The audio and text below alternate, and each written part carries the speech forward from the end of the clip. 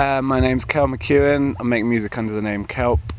I'm here at Satta Outside Festival and I played last night and it was good fun.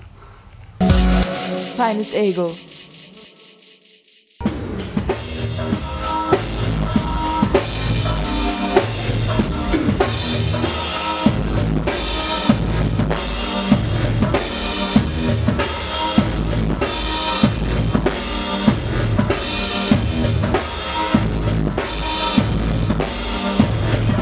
First release was in 2003. It was called The People Are Trying to Sleep on DC Recordings. I kind of did that 2003 and then the first album came 2004. That was on DC Recordings as well, called See Inside Body. And then yeah, like 3 albums on DC altogether and some other EPs here and there since then as well.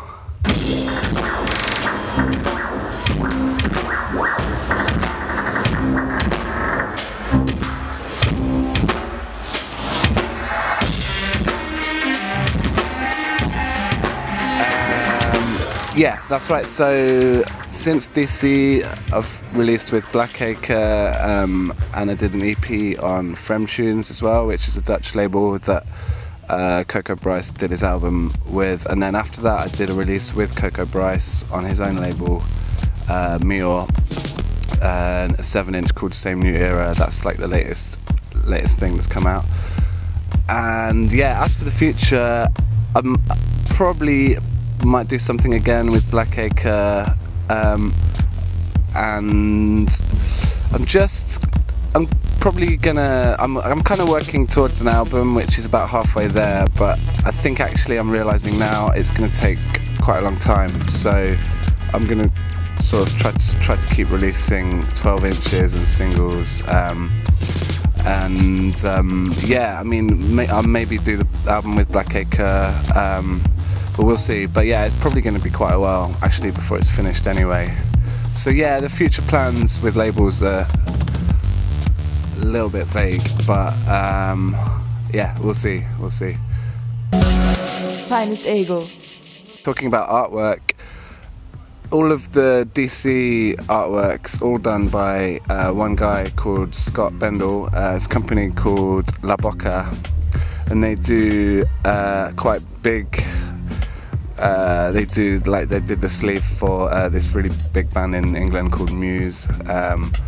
They did some quite big stuff like the film posters for Black Swan. But I basically ended up working with them just because they're like an in-house designer at DC Recordings.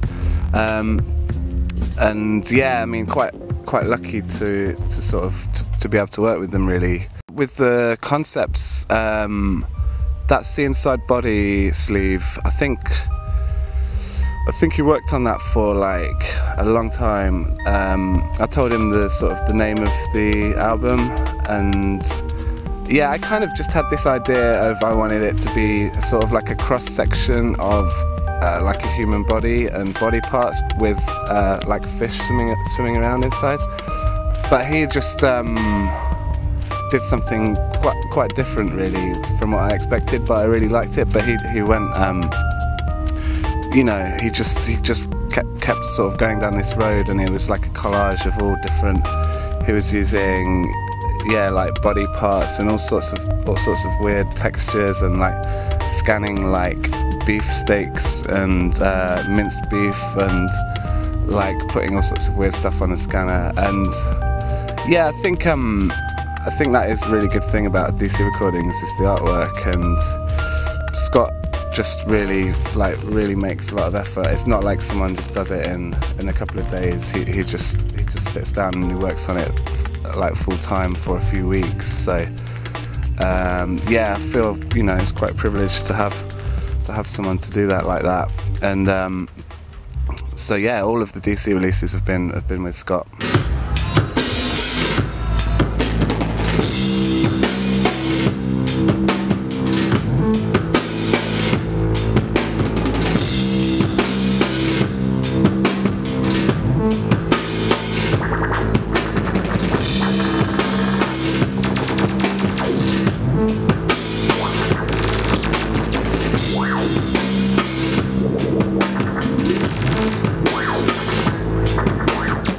the show we played yesterday, I actually always play with the same drummer. It's Chris Wormsley.